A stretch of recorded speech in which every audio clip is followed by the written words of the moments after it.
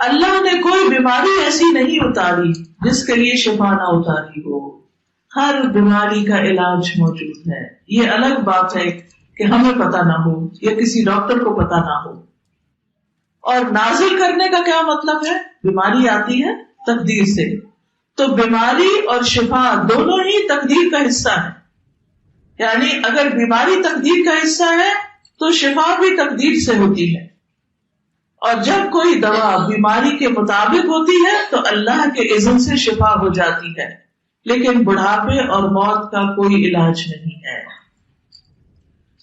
حدثنا محمد بن المثنى حدثنا ابو احمد الزبيري حدثنا عمر بن سعيد بن ابي حسين قال حدثني عطاء بن ابي رباح عن ابي هريره رضي الله عنه عن النبي صلى الله عليه وسلم قال ما انزل الله داء الا انزل له شفاء. ابو ہریرہ رضی اللہ عنہ سے روایت ہے، نبی صلی اللہ علیہ وسلم سے روایت کرتے ہوئے کہتے ہیں کہ آپ صلی اللہ علیہ وسلم نے فرمایا ما انزل اللہ داء، نہیں اتاری اللہ نے کوئی بیماری، الا انزل له شفاء، مگر اللہ نے اس کے لیے شفا بھی اتاری ہے، یعنی اس کی شفا کا بھی انتظام کیا ہے. ایک اور روایت میں آتا ہے کہ تم بیماری کا علاج کرو لیکن حرام چیزوں سے دوا نہ کرو. یعنی علاج تو ہے لیکن حرام سے نہیں. یہاں اصل میں امام بخاری اس نظریے کی تردید کرنا چاہتے ہیں کہ بعض لوگوں کا خیال یہ ہے کہ جب بیماری آئے تو صرف صبر کرو اور اپنے آپ علاج نہ کرو اور بیماری پر راضی رہو. یعنی بعض صوفیاء کا یہ خیال ہے کہ بیماری بھی اللہ کے حکم سے آئی ہے تو پھر اس پر صبر کرو اور علاج نہ کرو کیونکہ آپ کو تکلیف پر اجر ملے گا. لیکن سنت کی پیروی میں اجر ملتا ہے، دین کی تعلیمات پر عمل کرنے میں اجر ملتا ہے. تو اس لیے یہاں پر آپ دیکھیے کہ رسول اللہ صلی اللہ علیہ وسلم کا یہ فرمانا کہ ہر بیماری کی شفا موجود ہے، دوا موجود ہے، تو پھر بیماری پہ راضی ہو کے بیٹھ نہ جاؤ، علاج کی کوشش کرتے رہو. اور علاج کے لیے ضروری ہے سب سے پہلے کہ بیماری کی تشخیص ہو، ڈائگنوز کی جائے کہ مرض ہے کیا، مرض کیوں ہوا ہے، اور پھر اس کے مطابق علاج کیا جائے. کیونکہ بعض اوقات علاج کرتے ہیں لیکن شفا نہیں ہوتی کیونکہ یہی نہیں سمجھ آتی کہ مسئلہ کیا ہے. تو رسول اللہ صلی اللہ علیہ وسلم نے ایک اور حدیث میں فرمایا ہر مرض کی دوا ہے. جب کوئی دوا بیماری کے نشانے میں بیٹھ جاتی ہے تو اللہ کے حکم سے مریض تندرست ہو جاتا ہے. یعنی ڈاکٹر کو ابھی یہ نہیں پتا چلا کہ کیا دینا چاہیے، اس مریض کے لیے کیا ضرورت ہے، لیکن جب اللہ تعالیٰ کے اذن سے اس کے دماغ میں آ جاتا ہے کہ یہ دوا بنتی ہے اور وہ دیتا ہے تو مریض ٹھیک ٹھاک ہو جاتا ہے. اذن اللہ کا ہوتا ہے، توفیق بھی اللہ کی ہوتی ہے، لیکن کوشش اور محنت انسان کی ہوتی ہے. اور انسانوں کو اس علم کو پڑھنا بھی چاہیے. ڈاکٹر بننا، اس علم کو پڑھنا اگر انسانوں کے فائدے کی نیت سے ہو، اللہ کے اس حکم کے مطابق تو اجر ہی اجر ہے. وہ جتنے سال اس میں لگائے گا، جتنا تھکے گا، جتنی محنت کرے گا، اور پھر جس طرح مریضوں کو دیکھے گا، ان کا دکھ دور کرے گا، تو یہ سارے کا سارا اللہ کے حکم کے مطابق ہے. کیونکہ نبی صلی اللہ علیہ وسلم کیا فرما رہے ہیں کہ ہر مرض کی دوا، اور جب کوئی دوا بیماری کے نشانے میں بیٹھتی ہے تو اللہ کے حکم سے مریض تندرست ہو جاتا ہے. تو اس کو ڈھونڈنے کی ضرورت ہوتی ہے. تو جیسا کہ پہلے میں نے عرض کیا کہ دو طریقوں سے شفا ہوتی ہے، ایک ہے دوا سے اور دوسرا ہے دعا سے. تو بیماری جب ہو تو دو چیزیں یاد رکھے، دعا اور دوا دونوں ہی کریں. اب آپ دیکھیے کہ دعائیں تو ہمیں وحی کے ذریعے معلوم ہوئی اور دوائیں جو ہیں یہ تجربات کے ذریعے بھی، اور کچھ نبی صلی اللہ علیہ وسلم نے بھی ہمیں بتائی ہیں. علاج کروانے کا ایک تیسرا طریقہ بھی لوگوں نے اختیار کر رکھا ہے. وہ کیا ہے؟ ایسا دم جھاڑ جو شریعت میں منع ہے، ایسے ٹوٹکے وغیرہ جس کا کوئی بنیاد نہیں ہے، یا محض وہم کی بنیاد پر علاج کرنا اور غیر شرعی طریقے اختیار کرنا. مثلا کوئی پیتل کا چھلا پہن لیتا ہے، کوئی دھاگا باندھ لیتا ہے، کوئی گرے لگا کے پہن لیتا ہے، کوئی چینز پہنتا ہے. یعنی اس قسم کے جو بھی طریقے ہیں جو غیر شرعی طریقے ہیں ان سے بچنا چاہیے. کسی قبر پہ جا رہے ہیں، اس کی مٹی اٹھا رہے ہیں، کوئی جسم پہ مٹی مل رہے ہیں، اس طرح کی چیزوں سے بچنا چاہیے. یہ غیر شرعی طریقہ ہے. شرعی طریقے سے دعا اور دوا دونوں کے ذریعے علاج کیا جا سکتا ہے، لیکن غیر شرعی طریقے سے علاج کرنے سے انسان کا ایمان بھی جاتا ہے اور اس کی آخرت بھی برباد ہو جاتی ہے. دنیا میں تو علاج کیا ہوگا، آخرت ہی گما بیٹھے. تو وہ طریقے جن میں شرک پایا جاتا ہو، جس میں اللہ کے علاوہ کسی اور سے کچھ مانگا جاتا ہو کہ آپ ہماری مدد کریں. جیسے کہ بہت سے لوگ جب بچے پیدا نہیں ہوتے تو کیا کرتے ہیں، کہاں لے جاتے ہیں، درگاہوں پہ لے جاتے ہیں، مزاروں پہ لے جاتے ہیں، اور پھر کہتے ہیں کہ انہوں نے ہمیں اولاد دی ہے. نعوذ باللہ. قرآن کیا کہتا ہے، یَهَبُ لِمَن یَشَاءُ إِنَاثًا وَيَهَبُ لِمَن یَشَاءُ الذُّکُورَ.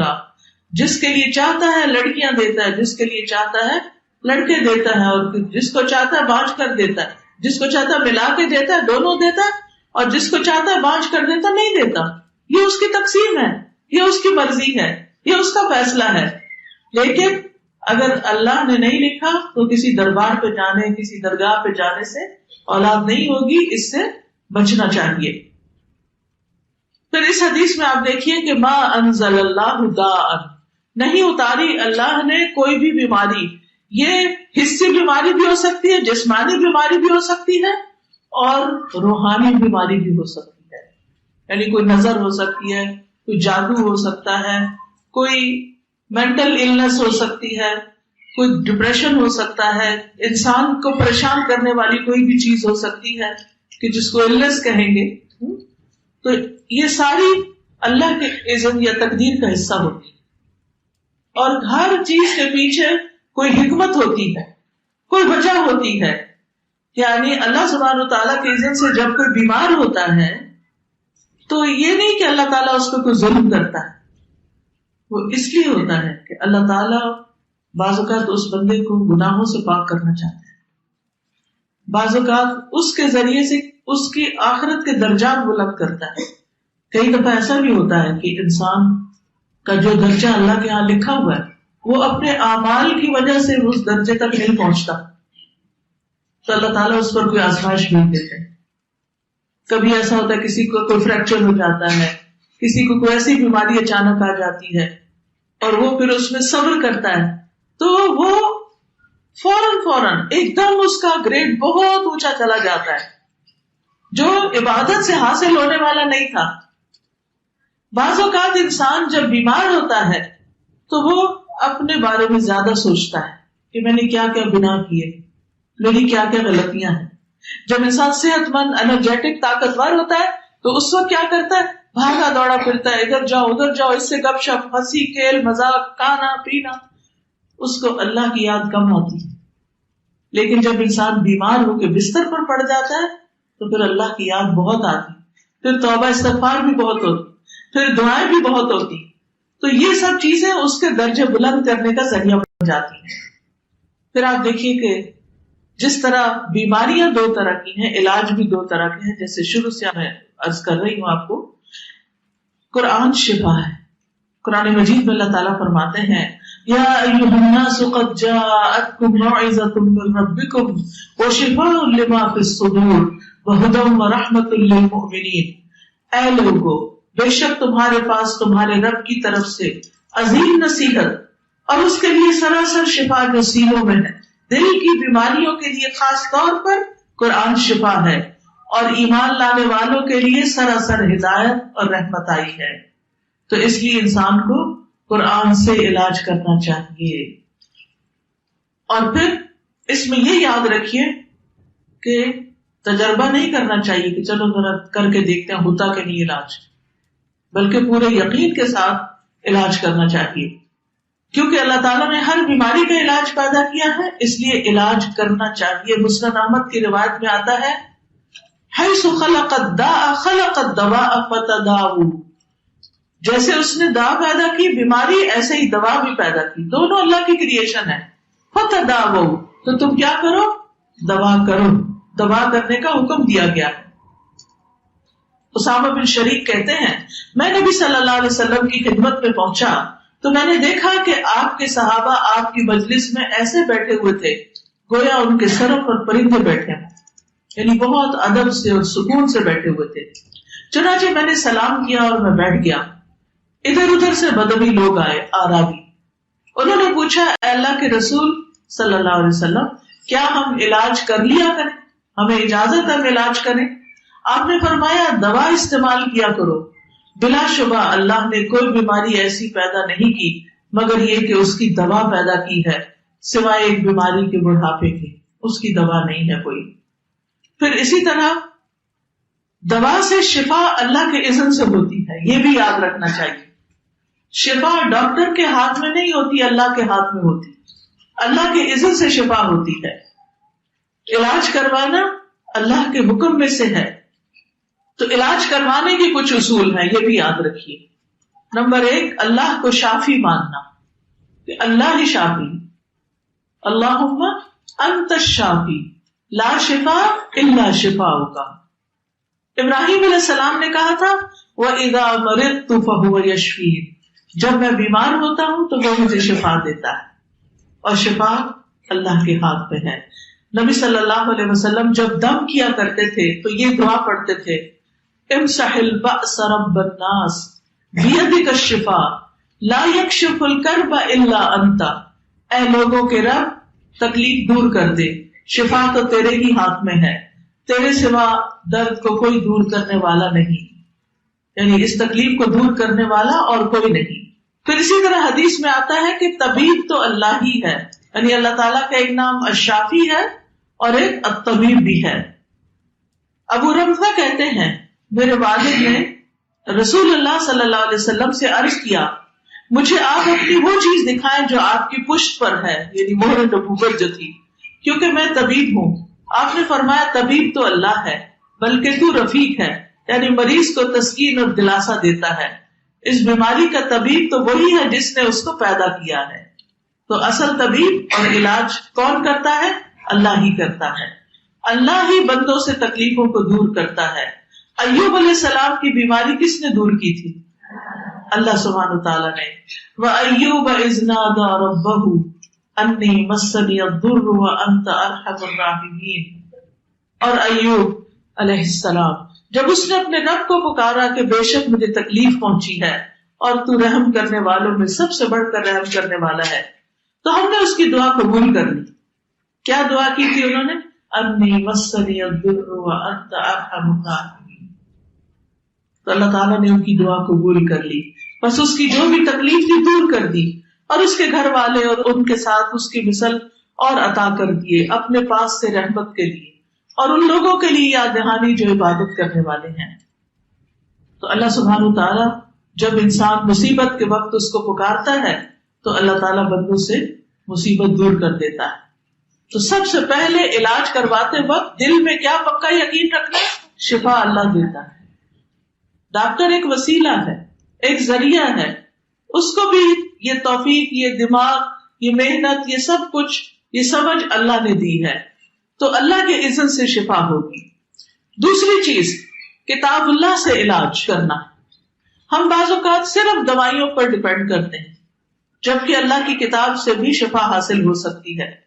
سورۃ بنی اسرائیل میں اللہ تعالیٰ فرماتے ہیں وَنُنَزِّلُ مِنَ الْقُرْآنِ مَا هُوَ شِفَاءٌ وَرَحْمَةٌ لِّلْمُؤْمِنِينَ، اور ہم قرآن کے ذریعے سے وہ چیز نازل کرتے ہیں جو مومنوں کے لیے شفا اور رحمت ہے. حضرت عائشہ سے مروی ہے کہ رسول اللہ صلی اللہ علیہ وسلم ایک مرتبہ ان کے پاس تشریف لائے تو ایک عورت حضرت عائشہ کا علاج کر رہی تھی یا آپ کو دم کر رہی تھی.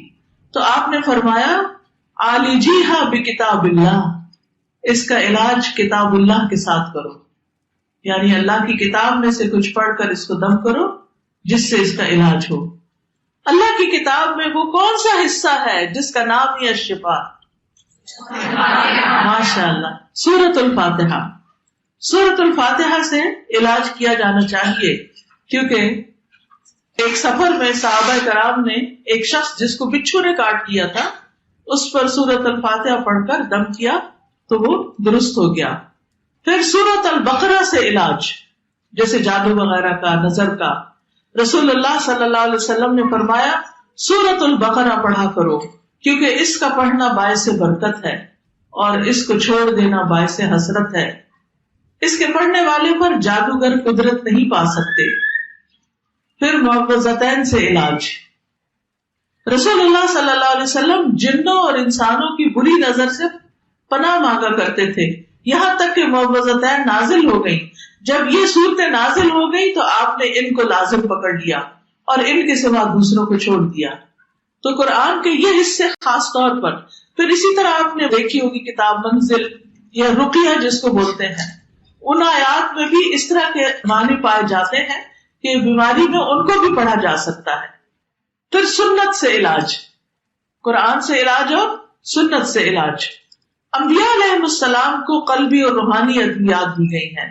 ابن قیم کہتے ہیں کہ وہ وہی جو اللہ اپنے نبیوں کو کرتا ہے اس میں ایسی چیزیں ہوتی ہیں جس میں لوگوں کے لیے شفا ہوتی ہے. اس میں وہ دوائیاں بھی ہوتی ہیں جو بیماریوں سے شفا دیتی ہیں. یعنی وہی کے ذریعے صرف ڈوز اینڈ ڈونٹ سے نہیں اترے، اس میں شفا کی باتیں بھی اتری ہیں. وہ کہتے ہیں وہ ایسی ہوتی ہے جن کی طرف بڑے بڑے ڈاکٹروں کی عقل نہیں پہنچ پاتی اور ان دوائیوں تک ان کے علوم، تجربات اور قیاسات نہیں پہنچ سکتے. اور وہ ادویہ قلبی اور روحانی ہیں.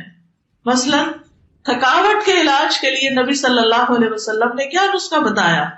رات کو سوتے وقت پیناڈول لے کے سونا، 33 دفعہ سبحان اللہ، 33 دفعہ الحمدللہ، 34 بار اللہ اکبر. ڈر اور خوف دور کرنے کا نسخہ، جیسے بچے بھی ڈرتے ہیں نا، تو رسول اللہ صلی اللہ علیہ وسلم نے فرمایا جو رات سے خوف کھائے کہ وہ اسے پریشان کرے گی یا مال خرچ کرنے سے بخل کرے یا دشمن سے مقابلہ کرنے سے ڈرے تو چاہیے کہ وہ اس قول کی کثرت کر دے سبحان اللہ و بحمدہ. بس اتنا ہی ہے، سبحان اللہ و بحمدہ. یعنی جب آپ کو ڈر لگ رہا ہو، کبھی لگا ڈر، سب کو کبھی نہ کبھی لگتا ہے، جب ڈر لگے تو تسبیح شروع کر دے سبحان اللہ و بحمدہ. اور اللہ کا ذکر ویسے بھی بچاؤ ہے، یعنی دشمن سے بچاؤ کا ذریعہ ہے. جوڑوں کے درد کا علاج ہر جوڑ کا صدقہ ہے. نبی صلی اللہ علیہ وسلم نے فرمایا تم میں جو کوئی آدمی صبح کرتا ہے اس کے ہر جوڑ پہ صدقہ لازم ہوتا ہے. یعنی صبح ہم جب اٹھتے ہیں تو ہر جوڑ پہ صدقہ واجب ہو جاتا ہے کہ اس کا صدقہ نکالو. ہم عام طور پر صرف پیسے سے صدقہ نکالنا جانتے ہیں اور ہر ایک کے پاس پیسے تو نہیں ہوتے، تو پھر صدقہ کیا کرے؟ اشراق کے نفل، یعنی 2 نفل، ذرا دیر سے پڑھے تو 4، جلدی پڑھے تو اشراق. یہ 2 نفل جو ہیں یہ 360 جوڑوں کا صدقہ ہے. اسی طرح ہر مرتبہ سبحان اللہ کہنا صدقہ ہے، الحمدللہ کہنا صدقہ ہے، لا الہ الا اللہ کہنا صدقہ ہے، اللہ اکبر کہنا صدقہ ہے. تو آپ کیا پڑھ سکتے ہیں؟ ایک تسبیح کر لیں سبحان اللہ والحمدللہ ولا الہ الا اللہ واللہ اکبر، ٹھیک ہے. اور اگر ولا حول ولا قوت الا باللہ بھی پڑھے تو بہت اچھا ہے، لیکن اتنا کہنا بھی کافی ہے. اسی طرح زہریلا جانور اگر کوئی ڈنک مار جائے تو اس کے بارے میں آتا ہے، حضرت علی سے روایت ہے کہ نبی صلی اللہ علیہ وسلم کو بچھو نے ڈس لیا اور آپ نماز پڑھ رہے تھے. جب آپ نماز سے فارغ ہوئے تو فرمایا اللہ بچھو پہ لعنت کرے، وہ نہ نمازی کو چھوڑتا ہے نہ کسی اور کو. پھر آپ نے پانی اور نمک منگوایا اور آپ اس پر ملتے جا رہے تھے اور یہ صورتیں پڑھ رہے تھے قل یا ایھا الکافرون قل اعوذ برب الفلق اور قل اعوذ برب الناس. اس بچھو کی کاٹنے کی جگہ پر پانی اور نمک لگا کے یہ صورتیں پڑھ کے دم کر رہے تھے. تیسری چیز طب نبوی سے علاج کرانا، جس میں سب سے پہلے حجامہ.